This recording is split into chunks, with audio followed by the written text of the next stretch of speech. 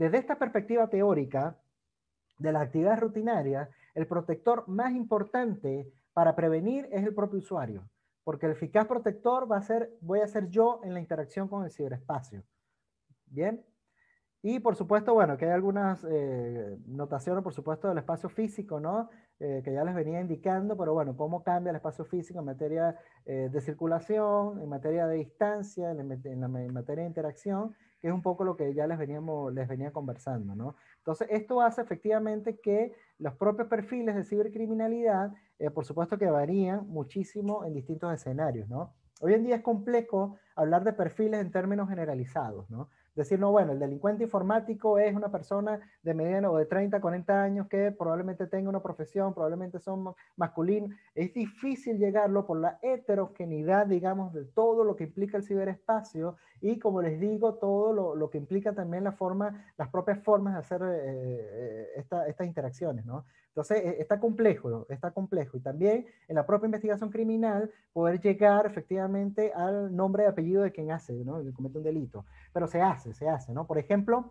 se utilizan mucho las criptomonedas para efectivamente realizar transacciones en el mercado negro, para entrar en la deep web o para cometer fraudes, ¿no? Este tema de los ransomware, por ejemplo, ¿no? Y muchos ransomware dicen, bueno, deposíteme Bitcoin a esta cartera de Bitcoin, ¿no? Y la gente deposita esa cartera de Bitcoin. Y uno pudiese pensar, bueno, y eso no es rastreable.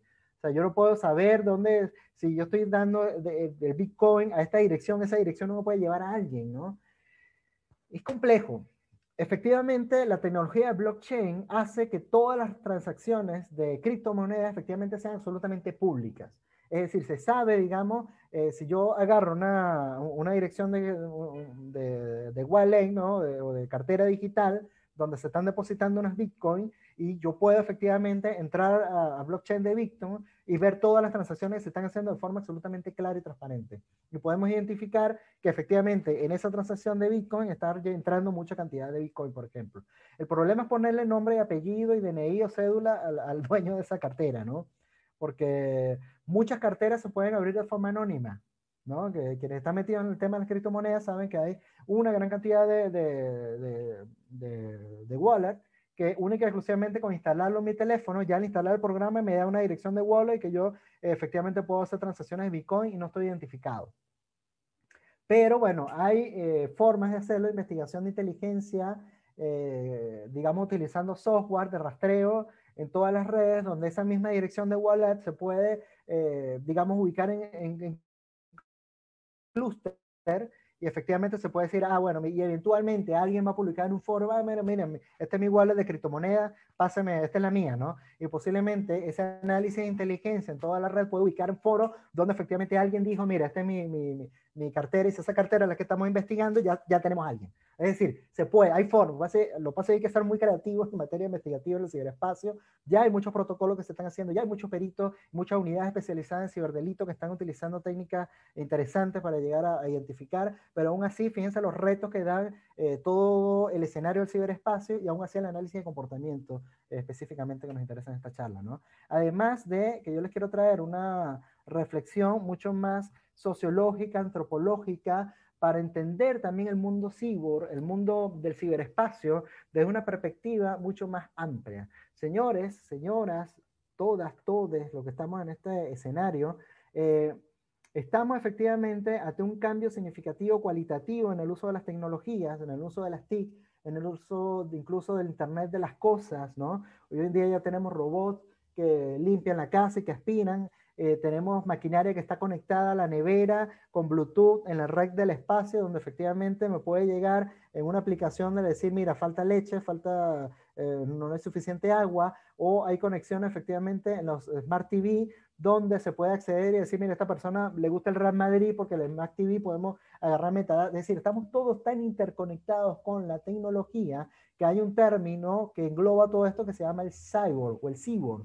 Todos somos cyborg en este mundo ya digital como tal, ¿no? Y esto ha dado también un pie a que empiece una nueva línea de investigación que se llama la criminología cyborg, que tiene que ver con el análisis conductual de todo lo que hacemos en el ciberespacio y cómo el ciberespacio también ha reconstruido todo lo que hacemos en nuestras interacciones sociales, hasta el sexo, hasta la forma de ligar, hasta la forma de encontrar parejas ha cambiado con aplicaciones específicas donde yo pongo mi perfil y digo estoy buscando hombre, mujer, etcétera. Entonces nos chateamos, nos ponemos de acuerdo, nos vemos en el hotel, ok, vamos. Entonces, incluso la forma de cómo manejarnos en el ámbito sexual cambia. Hay robots hoy en día con inteligencia artificial, muñecas sexuales, donde pasan fenómenos interesantes, donde hay una gran cantidad, en Japón, por ejemplo, hay una muñeca que tiene inteligencia artificial, es decir, puedes tener conversaciones adecuadas con esta muñeca sexual,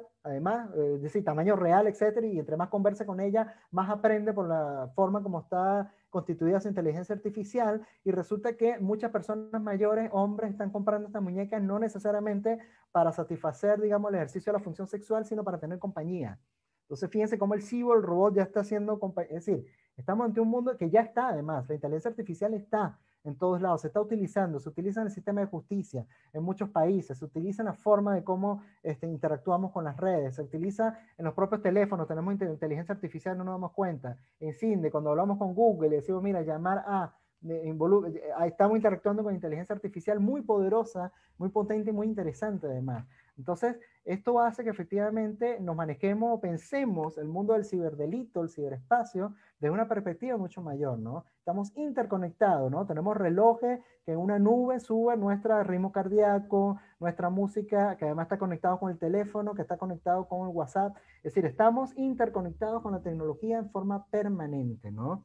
Y desde Donna Haraway, es una investigadora que ya había teorizado el tema del cyborg, y había dicho, mira, todos somos cyborg, ¿no? Porque a través de el contacto continuo con las máquinas, la frontera de la identidad humana y la cibernética ya se vuelven borrosas.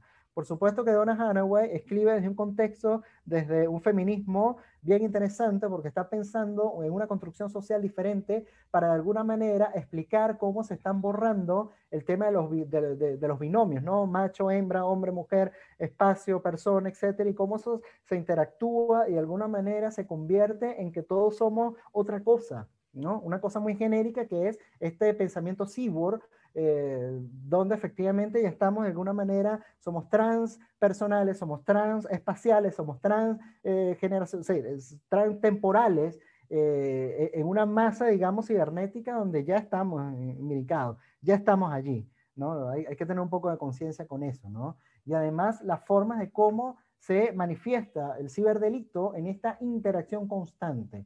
Es decir, como estamos tan involucrados en el mundo cyber, en el mundo estamos tan interconectados, la posibilidad, digamos, de interactuar con distintos escenarios se potencia al muchísimo, al mayor, al 300, al 400%, porque efectivamente las oportunidades para el delito aumentan exponencialmente y la oportunidad, la probabilidad de yo ser víctima de un delito, mucho más, ¿no? Esta es una representación más o menos genérica de cómo está constituido Internet y cómo al principio les decía que está muy complicado el tema de la gobernanza de Internet por cómo funciona, ¿no? Resulta que el 80% de la información que transita Internet, de la información, además muy valiosa, ojo, no todo es malo, información muy valiosa, muy interesante, está en la Internet profunda, que esta es una representación, es decir, cuando nosotros entramos en nuestros navegadores, nosotros entramos al nivel 1 de toda esta gran red. Y ese nivel 1 tiene que ver con las páginas indexadas, con Twitter, con Facebook, con Instagram, es decir, con todo lo que vemos, ¿no? Con todo lo que googleamos, ¿no? Es todas las páginas indexadas que efectivamente tienen un control de Internet, tiene legislación, se puede tumbar esas páginas, hay una dirección, hay un control, hay una identidad, y son páginas totalmente indexadas, que es las que normalmente entramos. Ahora, hay otros niveles de esta red que efectivamente donde no hay un acceso directo, por lo menos con las formas tradicionales como estamos acostumbrados a navegar, ¿no? Un nivel 2, por ejemplo, donde se encuentran algunas páginas encriptadas, de encriptación, donde se alojan de alguna manera algunos contenidos. Un nivel 3, donde efectivamente ya hay contenidos específicos donde no necesariamente están indexados, donde hay diferentes servidores, donde mi propia computadora o su propia computadora sirve de tránsito o sirve de nodo para guardar cierta información que otro usuario la va a tener. Entonces, cada una de las computadoras se convierte como un nodo o un repositorio también de muchísima información. Entonces, se multiplica este repositorio en todo lo que hay en la interconexión de computadora con computadora en Internet a nivel global. O sea, es muchísimo lo que puede haber, y además es muy difícil llegar digamos, a borrarlo todo como tal, ¿no? Un nivel 4, el nivel 4 estamos hablando de la Internet profunda, en la Deep Web puede ser donde ya hay efectivamente dominios.onion, donde se accede única y exclusivamente con navegadores especializados que llegan a la Internet profunda, como Tor, como, que es el más común, digamos, y otros. Aquí está la Hidden Wiki que pongo ahí, que es uno de los buscadores más usados, quizás, o comunes de mucha información de la Deep Web. Ojo, acá transita mucha información de calidad e importante, ¿no? Lo que pasa es que para meterse a estos niveles hay que saber hacerlo, hay que tener los cuidados, los recados importantes, porque además nos podemos encontrar con cualquier cosa, porque bueno, es un dominio de nadie ahí, o sea, toda esa página está encriptada, absolutamente, por supuesto, en el ciber, digamos, en el mundo ciber investigación, por supuesto que hay investigadores especializados que se meten en la Deep Web. Aquí, por supuesto, están los grupos de pedofilia, por ejemplo, intercambiando material de abuso. O sea, en el nivel 1 también, ¿no? En el nivel 1 también y hay mucho. Pero bueno, acá se aloja mucho más información especializada y se pueden conseguir cualquier, se venden armas directamente en Bitcoin, puedes comprar cualquier tipo de armamento, se vende droga, hay hackers que ofrecen, hacker malos, ¿no? Delincuentes informáticos que ofrecen servicios de hackeo, qué sé yo. Bueno, se pueden conseguir cualquier cosa, hasta lo más raro que puede haber ahí. Cómo cocinar una persona, o sea, hasta la parafilias y cosas demasiado extrañas eh, tienen cabida en estos escenarios, ¿no? Un nivel 5 que son páginas mucho más efectivamente encriptadas, ¿no? Que son foros directos específicamente donde hay hacker directo que tiene un nivel de encriptación mucho más adecuado. Y un nivel 6 que algunos dicen que es más teórico, otros dicen que probablemente existe, que es un nivel, digamos, mucho más profundo, donde hay los niveles de encriptación son tales donde es un nivel donde posiblemente se comunica básicamente las agencias estatales de inteligencia, en fin. Entonces esto como para brindar un panorama de todo lo que hay en el mundo del ciberdelito, ¿no? Esto es una imagen, por ejemplo, de la Deep Web, bueno, un poco distorsionada acá, de cómo se ofrece, se oferta y se ofrece directamente páginas, drogas sin ningún problema, creepy, y fíjense ahí que está en Bitcoin, usted puede comprar tranquilamente, se abre un correo.onion que también es encriptado y que no amerita tampoco identificación como tal y puede acceder a otros espacios. Es un mundo totalmente diferente, ¿no? Cosas que se consiguen en la Deep Web, por ejemplo, igual en Bitcoin, criptomonedas, cualquier cantidad de armamentos, muchos delincuentes o estas son organizaciones delictivas que algunos tienen incluso formas de llegar o hacer este tráfico de armas transnacional. Es decir, que puedas comprar en la Deep Web, que te lleguen a algunos países, tienen su logística ya preparada. Imagínense los niveles de penetración que pueden llegar a tener donde ya tienen toda una maquinaria de rutas para algunos países, ¿no? Otros no, eso va a depender de lo que hay. Pero también es un nivel de riesgo, ¿no? Porque usted puede llegar a acceder a estas páginas, pero usted no sabe quién está detrás de esa página. Usted puede comprar, digamos, algo en la Deep Web, usted no sabe si eso le va a llegar o no, y no hay forma de denunciarlo, no hay forma de reclamarle a quién que vayas a reclamar. No, yo compré una pistola de la Deep Web o compré algo en la Deep Web y no me llegó y pagué en Bitcoin, ¿no? Complicado porque no hay cómo reclamar eso. O sea, es un tema de mucho riesgo también hacer transacciones acá. Por eso hay como foros especializados donde van recomendando personas que es un boca a boca, porque efectivamente estas páginas tienen la intencionalidad de no ser, digamos, de no mirarse mucho, ¿no? No como en el nivel 1, donde la intencionalidad es la visibilización. Entre más visibilizan, qué sé yo, mi página, mejor porque tengo más ingresos y vendo más. En la Deep Web, en estos espacios, la idea no es visibilizar porque estoy queriendo ser no descubierto. Ojo, se han tumbado páginas en la Deep Web. Han llegado efectivamente a capturar ciberdelincuentes en la Deep Web. O sea, haciendo una buena investigación se llega, pero digamos, son escenarios totalmente diferentes en este caso, ¿no? Les quiero presentar también un caso, digamos, para que piensen efectivamente o para de alguna manera reconocer la importancia de tener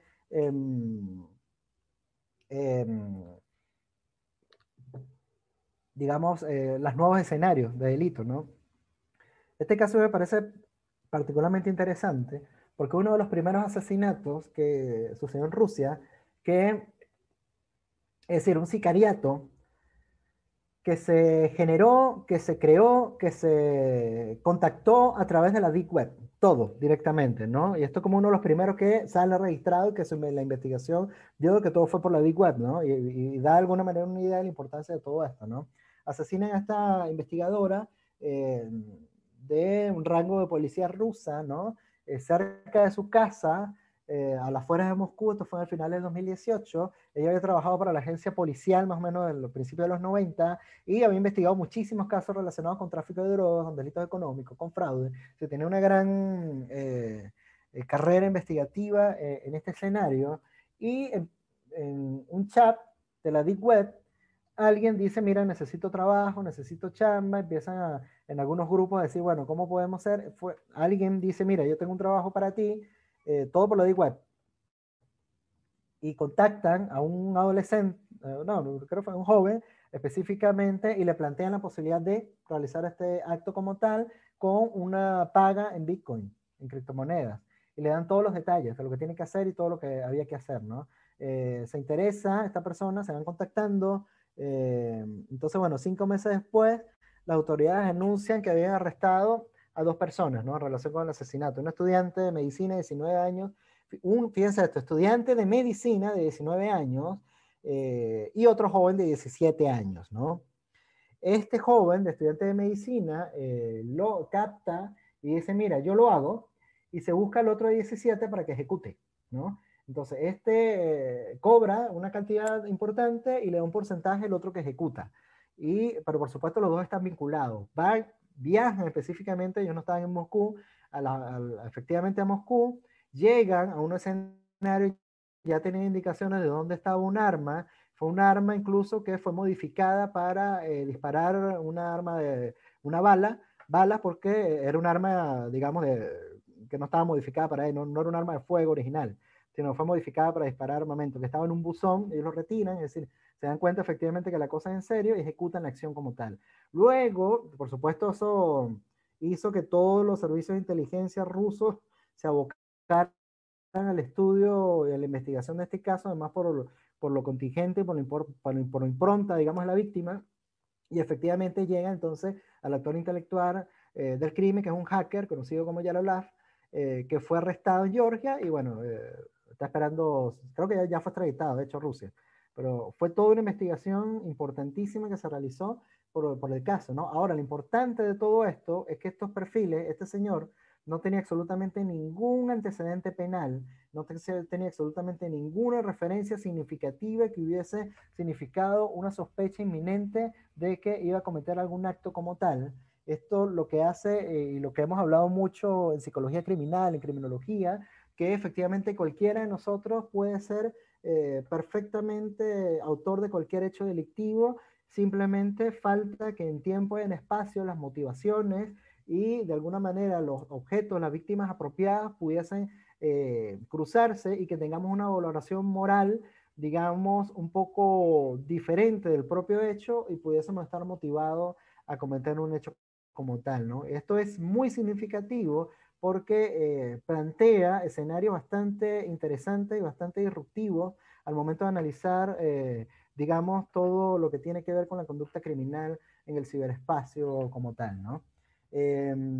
No sé si por ahora, si ya tengo el tiempo, señora coordinadora, creo que ya tengo la hora, y pudiésemos de repente pasar a algunas preguntas, algunas dudas, y quizás abrir el espacio para, no sé, conversar un poco de lo que les vine a provocar.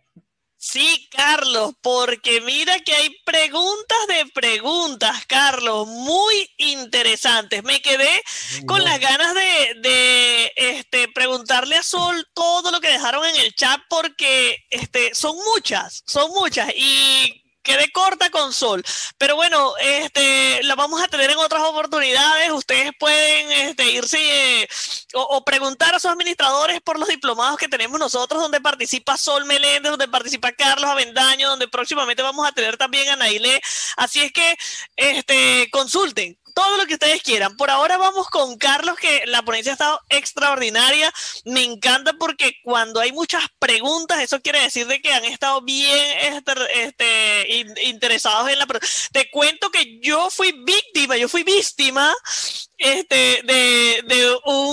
una estafa. Dios mío, mejor no me lo recuerde. Lo voy a dejar hasta ahí y no voy a decir más nada porque y que solamente a mí a los tres chiflados. Pero bueno, algo relacionado con lo que estabas mencionando y wow, o sea, cómo son de hábiles, ¿ah?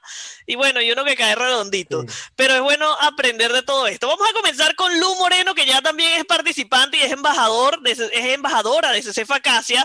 Qué bueno, qué gusto saludarte, Lu.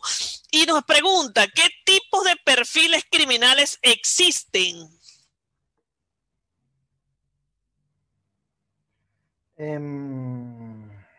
Bueno, una pregunta bastante amplia, ¿no? Porque, a ver, cuando nosotros hablamos de tipologías criminales o de tipos de... se puede tener varias acepciones, ¿no?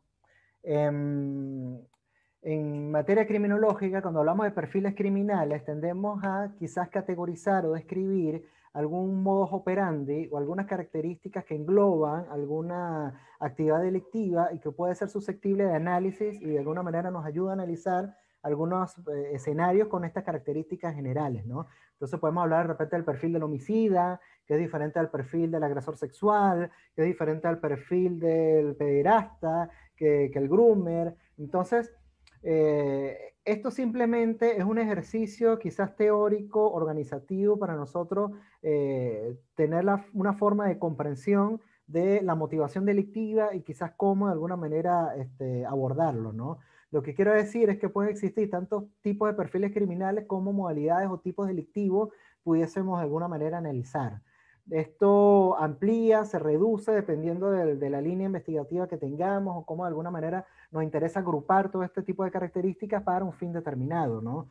Yo puedo de repente, para hablar de cibercrimen, hablar del perfil del delincuente informático, pero resulta que los delitos informáticos son variados y distintos, ¿no? Entonces no es lo mismo quizás la delincuencia informática que está quizás ligada a un grupo de individuos que está motivado a esto, es decir, a una organización delictiva como tal, que tiene sus protagonistas, además que aprovechan quizás los recursos, los talentos que tienen en su propia organización, o captan de alguna manera a otros y hacen todo un modelo de negocio, básicamente, una suerte de cooperativa en algunos casos, en otros casos el modelo de negocio es diferente, pero es un tipo de delincuente diferente quizás al groomer, ¿no? O que este individuo que de alguna manera está motivado a tener un contacto directo con menores de edad con fines sexuales, ¿no? Ya sea de producción de pornografía infantil o de abordaje directo a los niños, lo hacen por medio del ciberespacio.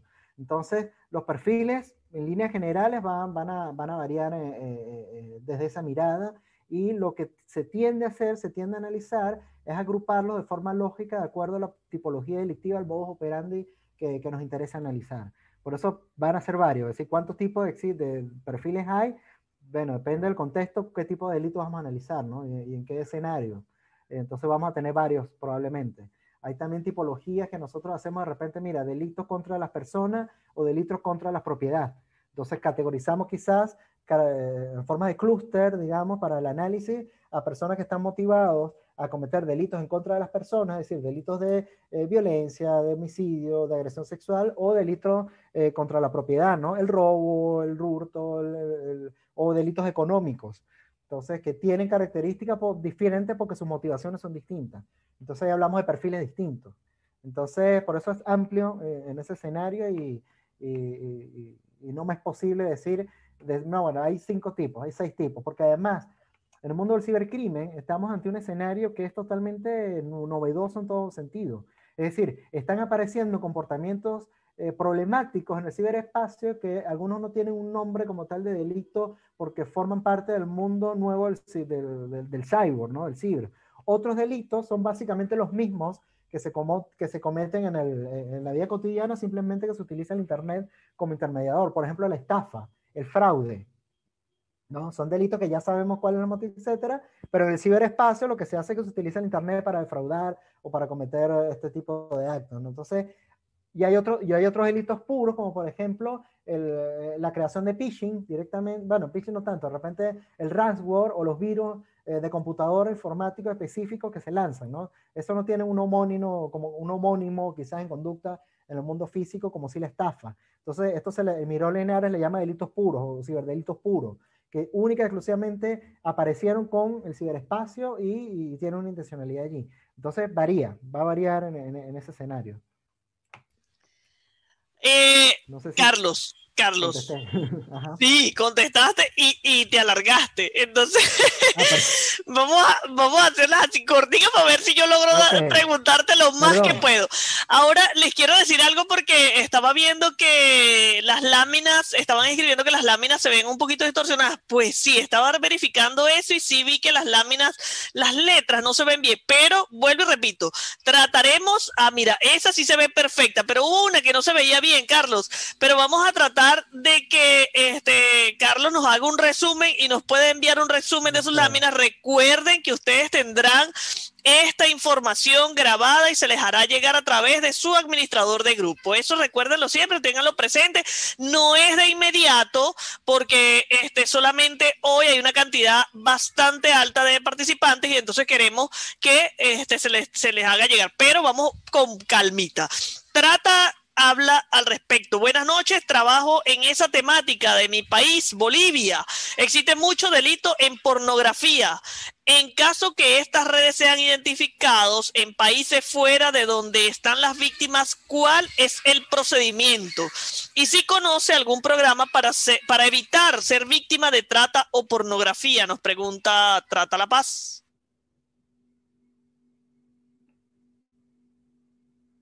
Dejé de escucharte. Te ¿Conoce algún programa silenciaste. para evitar ser víctima de trata en pornografía? Fue lo último que preguntó. Sí, esto es muy interesante porque tiene que ver con el tema de la transfronterización, digamos, del ciberdelito, ¿no? Que es lo que le estaba indicando, ¿no? Hay hay un instrumento internacional que es el Convenio de Budapest. El Convenio de Budapest, explica también formas de interactuar, o muchos países que están suscritos al Convenio de Budapest también suscriben cooperación internacional en este tipo de hechos, ¿no? De hecho, puede ser, y ha pasado, por lo menos acá en Argentina ha pasado mucho, que de repente en Estados Unidos captan efectivamente producción de material de pornografía infantil y en la investigación que realiza salta una IP de Argentina. Entonces, como Argentina está en el convenio de Budapest, lo que hacen es alertar con estos mecanismos internacionales a los órganos, hacen una comunicación a los órganos encargados acá en Argentina. Entonces, la jurisdicción de Argentina hace la investigación directamente acá. Entonces logran efectivamente hacer los allanamientos, logran efectivamente capturar al material de pornografía infantil y entonces ya es el tribunal argentino que se encarga de juzgar este delito porque se produjo, digamos, desde acá. Entonces eso es una herramienta bastante interesante y que se anima a hacer, ¿no? Lamentablemente no todos los países están suscritos al convenio de Budapest y estos, digamos, convenios internacionales no están tan claros en muchos escenarios. No estoy claro en estos momentos si Bolivia está adherido.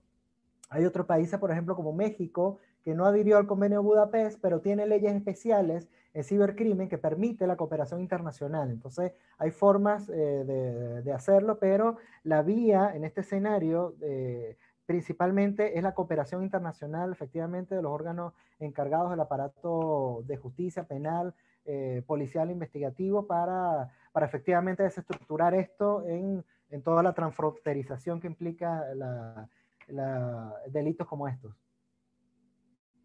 Y Carlos, la ¿cuál es? prevención, Perdón. perdón, porque se me faltó la otra parte de la pregunta rapidito. La prevención en Sí. materia de ciberdelito o pornografía infantil y todo este tema tiene mucho que ver, ahí me uno a la teoría de Miró Linares, lo que dice, bueno, lo que hacemos en el ciberespacio, ¿no? Es decir, estar muy pendientes efectivamente de qué se hace en el ciberespacio, qué hacen nuestros hijos en el ciberespacio. Hay programas de control parental, hay formas de revisar efectivamente la interacción de los niños. Los niños no deberían tener redes sociales hasta los 13 años, pero hoy casi que es una utopía porque, bueno, son nativos digitales y hay toda una intromisión de aplicaciones, pero yo creo que la prevención pasa mucho por lo que hacemos y cómo interactuamos con el ciberespacio. Por acá nos pregunta Esteban, ¿cuáles son los ciberdelitos más comunes en México?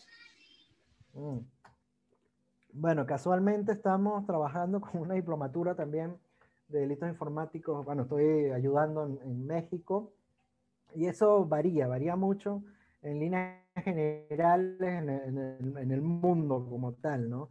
Pero lo que más denota que ha aumentado en líneas generales ha sido los delitos de materia económica, ¿no? Los phishing bancarios, los fraudes en líneas generales, y hay otros tipos de delitos que han aumentado también, que es la producción de pornografía infantil, otros que aumentan exponencialmente, pero aún así es muy importante y significativo, evidentemente, por los daños que causa como tal. Pero en líneas generales, a nivel global, los delitos informáticos que tienen que ver con el ámbito económico son los que más han aumentado o lo que más se ha reportado. Maribel nos pregunta, en caso de estafas por Messenger, donde personas disfrazadas con perfiles falsos se hacen pasar por amigos o familiares que tienen en el exterior y te piden depositar un monto de dinero, obviamente muchas personas se dan cuenta que son personas muy crédulas. ¿Cómo se podría identificar al cibercriminal? Mi pregunta es cómo denunciar, cómo identificar al cibercriminal. Mi pregunta es, ¿no te escuché lo último? ¿Cómo identificar al cibercriminal? Aquí hay un tema porque, claro, se puede hacer, hay todas unas formas de llegar, es decir, lo que se hace en la investigación, básicamente en delitos informáticos, es tratar de identificar todos los rastros de comportamiento o todos los rastros digitales que se dejan en la interacción con las redes, ¿no? Muchos delincuentes o muchas personas que cometen delitos informáticos hacen esto es llamado usurpación de identidad, ¿no? Se hacen pasar, crean un perfil falso, se hacen pasar por un amigo, contactan de alguna manera a los grupos y hacen cualquier tipo de estafa, ¿no? Que te deposite, que mira, que tengo un problema, estoy vendiendo dólares, etcétera, y hacen todos estos escenarios, ¿no? Aquí hay dos cosas a tomar en cuenta.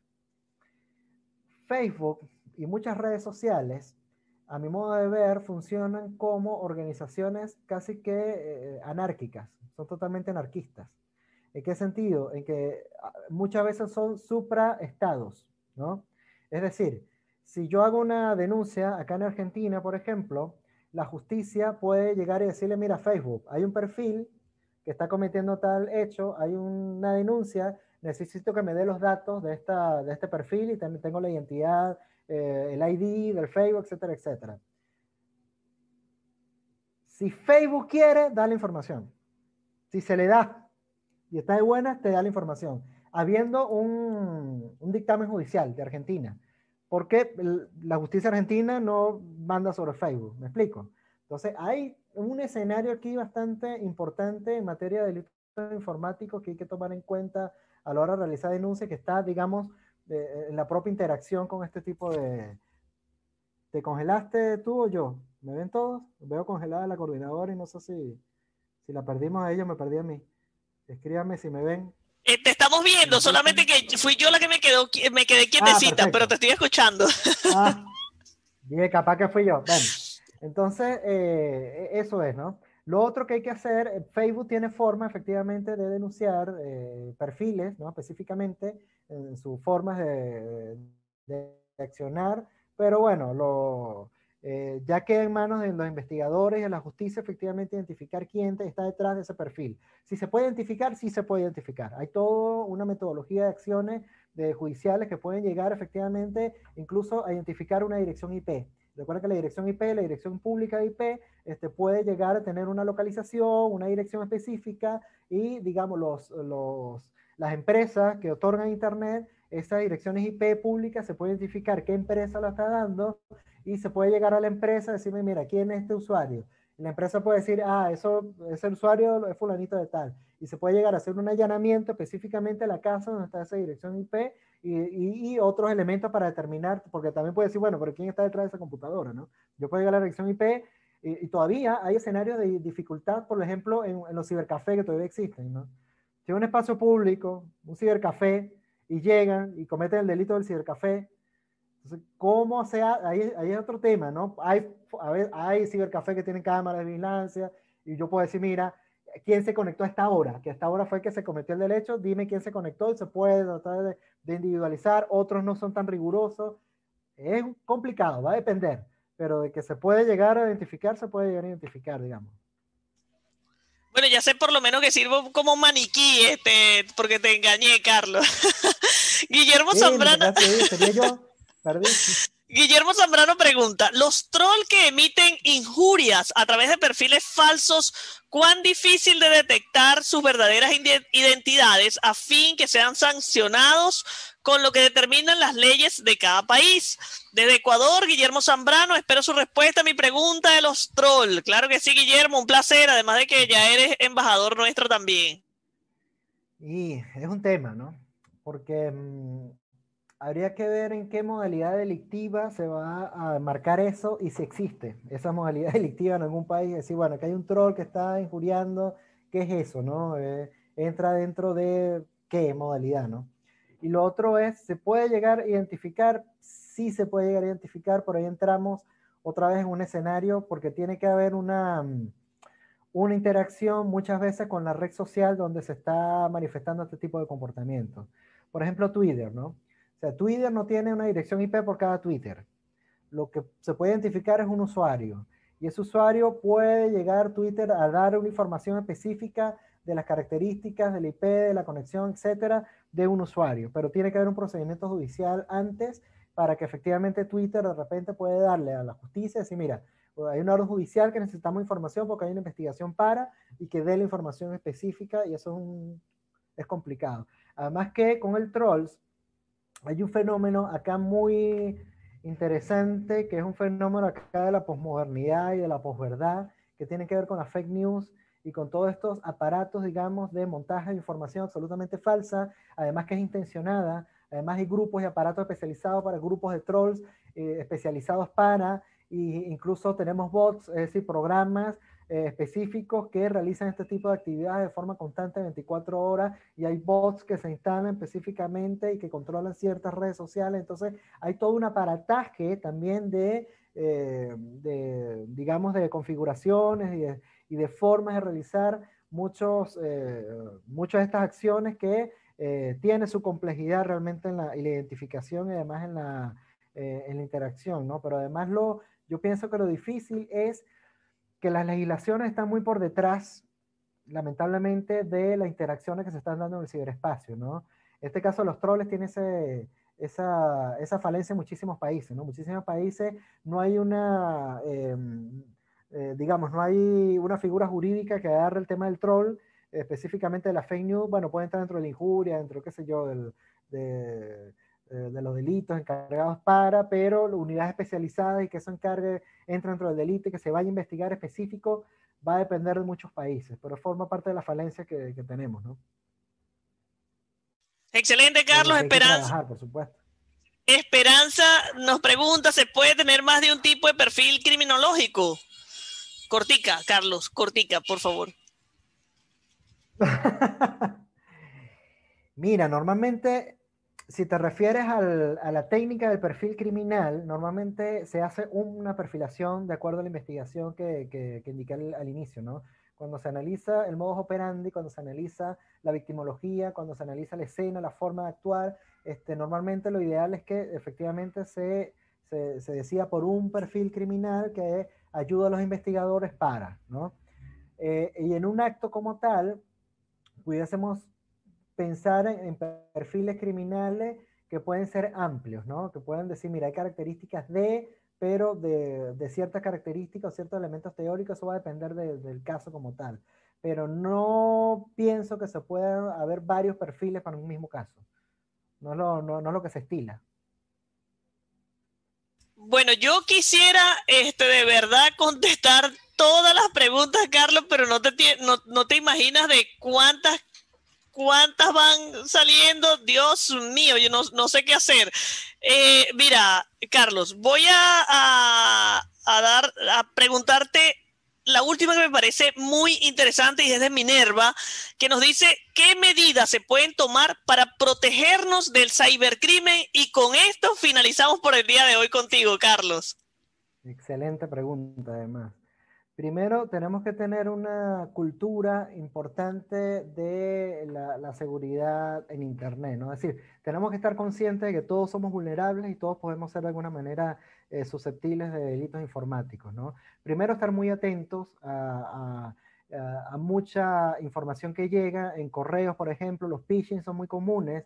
Identifiquen bien las direcciones de correo electrónico, ¿no? Aunque parezca que es un banco que está llegando y que se parece al banco, cuando uno va al link que te dice, bueno, actualiza tus datos, que si no, no, entonces une este link y actualiza tus datos. Muchas veces ese link no tiene nada que ver con el banco, X, Z, no sé qué, ya cuando ven ese raro, ni se metan allí. Entonces es muy importante tener muy cuidado, ser muy cuidadosos en dónde nos metemos, qué clicamos, qué hacemos, y estar muy seguros en la información antes de, digamos, desesperarnos y empezar a dar información importante, ¿no? Si utilizan sistemas como Windows, hay que tener antivirus actualizados sí o sí. Tiene que tener el sistema de Windows actualizado sí o sí. Eso es un fastidio, que las actualizaciones, sí es un fastidio en Windows, pero actualicen, ¿no? Y de igual manera, si manejan Linux, mejor, porque en Linux hay una menos, digamos, incorporación de virus y de ransomware, aunque ya hay virus para Linux, pero son como en menor medida porque se utiliza menos, digamos, en Linux, estas características, pero hay que tener mucho cuidado con eso, ¿no? Cuidado en las redes sociales también con la información que mandamos. Recuerden siempre que lo que está en internet no se borra, no se quita nunca, ¿no? Cuidado con la sextorsión. Puede ser muy común enviar de repente fotografías eróticas a mi pareja, etcétera, etcétera. Hay formas seguras de enviarlo con ciertas aplicaciones. Yo soy muy fan de utilizar Telegram, de utilizar otras aplicaciones que ofrecen, digamos, niveles de seguridad, de encriptación un poco más elevados que otras, para tener cuidado, ser muy cuidadosos con quién compartimos información. Pero básicamente estar muy atentos efectivamente digamos, a ser cuidadosos con cómo interactuamos en el ciberespacio y reducir al mínimo la exposición y tener siempre elementos, ¿no? Utilicen navegadores seguros, navegadores que te permitan de repente tener controles. Yo recomiendo mucho Firefox, por ejemplo, en lugar de Chrome, porque Firefox te permite tener controles incluso de bloqueos de publicidad, que muchas veces son phishing o son ransomware o son virus que llegan en las páginas como tal. Hay plugins que lo bloquean directamente. Hay plugins que te permiten dar una VPN, por ejemplo, que es una forma de seguridad porque encubre tu dirección IP pública y para los ciberdelincuentes puede ser difícil ubicarte. Utilizar navegadores también seguros. O sea, hay muchas formas de repente tener niveles un poco, o una cultura, digamos, del uso de Internet un poco más adecuada.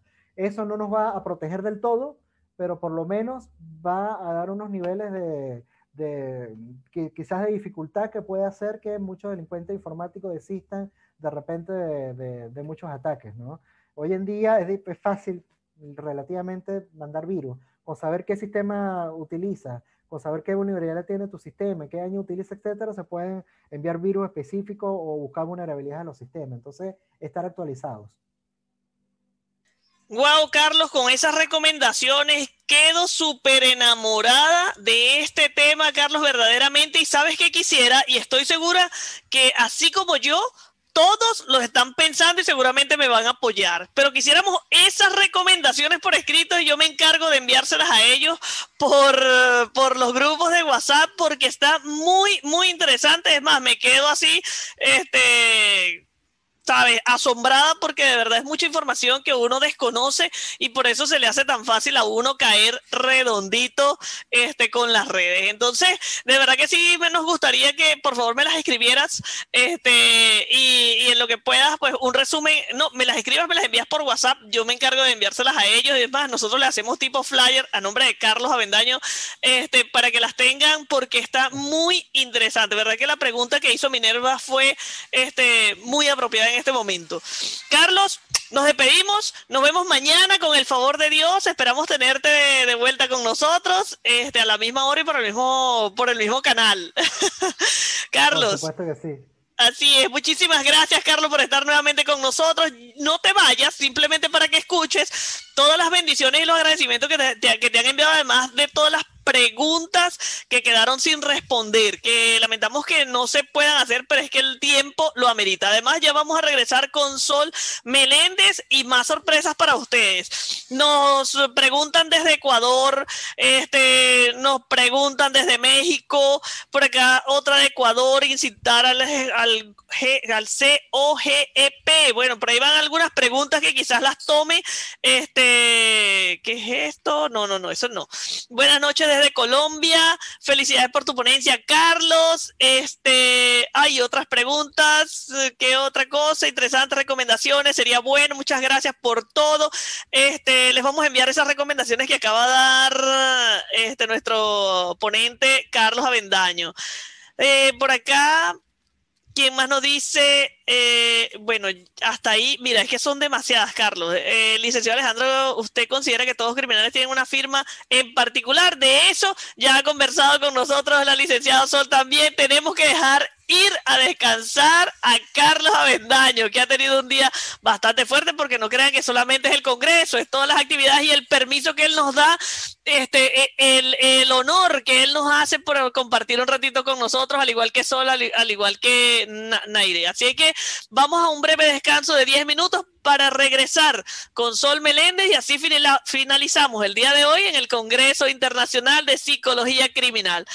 Carlos, bendiciones, feliz noche y que descanse. Nos vemos mañana, Carlos. Gracias.